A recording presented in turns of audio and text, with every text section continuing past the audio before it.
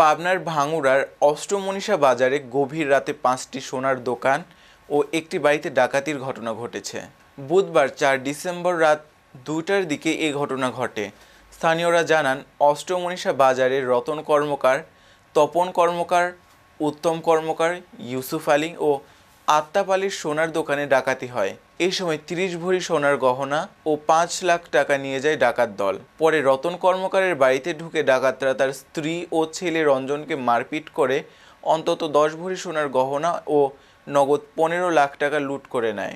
জানা যায়, ডাকাতরা স্পিড বোট যোগে অষ্টমনীষা বাজারে নামে এবং ডাকাতি শেষে আবার ওই স্পিড বোটে গুমানী নদীর ভাটির দিকে চলে যায়।